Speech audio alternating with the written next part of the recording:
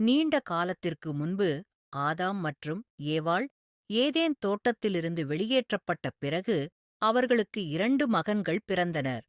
மூத்தவன் காயீன் கடின உழைப்பாளி விவசாயி, நிலத்திலிருந்து பயிர்களை விளைவித்தான். இரண்டாவது மகன் ஆபேல் ஆடுகளை மேய்க்கும் மென்மையான மேய்ப்பன். காலம் செல்லச் செல்ல இரு சகோதரர்களும் கடவுளுக்கு காணிக்கை செலுத்த முடிவு செய்தனர்.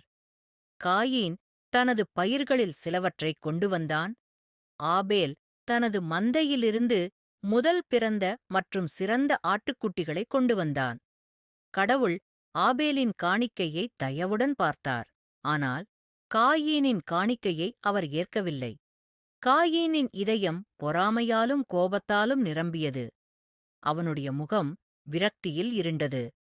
அவனுடைய கோபத்தைப் பார்த்து கடவுள் அவனிடம் மென்மையாகப் பேசினார். காயீன், நீ ஏன் இவ்வளவு கோபமாக இருக்கிறாய்? நீ சரியானதைச் செய்தால் நீ ஏற்றுக்கொள்ளப்பட மாட்டாயா? ஆனால் காயீன் கேட்கவில்லை. அவனுடைய பொறாமை ஒவ்வொரு நாளும் வலுப்பெற்றது. ஒரு நாள் காயீன் ஆபேலை வயல்களில் தன்னுடன் நடக்க அழைத்தான். ஆபேல் தன் சகோதரனை நம்பி பயமின்றி அவனைப் பின்தொடர்ந்தான். ஆனால் அவர்கள் தனியாக இருந்தபோது காயீனின் கோபம் வெடித்தது. அவன் ஆபேலைத் தாக்கி அவனைக் கொன்று அப்பாவி இரத்தத்தை பூமியில் சிந்தினான். விரைவில் கடவுளின் குரல் ஒலித்தது. காயீன், உன் சகோதரன் ஆபேல் எங்கே? காயீன் தலையைத் தாழ்த்தி, எனக்குத் தெரியாது, நான் என் சகோதரனின் காவலாளியா? என்று பொய் சொன்னான். ஆனால் கடவுளுக்கு ஏற்கனவே உண்மை தெரியும். அவர் கூறினார், உன் சகோதரனின் இரத்தம் பூமியிலிருந்து என்னை நோக்கி கூக்குரலிடுகிறது. நீ செய்ததின் காரணமாக நீ கடினமாக உழைத்த நிலம் இனி உனக்கு உணவை வளர்க்காது. இனிமேல் நீ வீடற்றவனாகவும் அமைதியற்றவனாகவும் பூமியில் அலைவாய். காயீன் பயத்தில் நடுங்கினான். இந்த தண்டனை மிகவும் அதிகம். யாராவது என்னைக் கண்டுபிடித்தால் அவர்கள் என்னைக் கொன்றுவிடுவார்கள் என்று அவன் கதறினான்.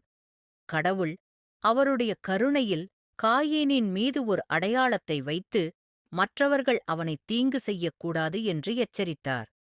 காயீன் தண்டிக்கப்பட்டாலும் கடவுள் அவனை முழுமையாக கைவிடவில்லை. காயீன் தன் வீட்டை விட்டு வெகு தூரம் அலைந்து திரிந்து ஏதேனுக்குக் கிழக்கே நோத் நாடு தேசத்தில் குடியேறினான்.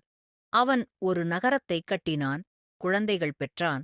அவனுடைய சந்ததியினர் கட்டடக் கலைஞர்கள், இசைக்கலைஞர்கள் மற்றும் உலோக வேலை செய்பவர்களாக மாறினர். ஆனால் அவனுடைய சகோதரனின் இரத்தத்தின் நினைவு அவனுடைய வாழ்நாள் முழுவதும் அவனுடைய இதயத்தில் ஒரு பாரமான சுமையாக இருந்தது. கதையின் நீதி: பொறாமையும் கோபமும் பயங்கரமான விளைவுகளுக்கு வழிவகுக்கும். நாம் பாவத்தில் விழுவதற்கு முன்பு கடவுள் எப்போதும் நமக்கு எச்சரிக்கை செய்கிறார். தண்டனையில் கூட கடவுள் கருணை காட்டுகிறார்.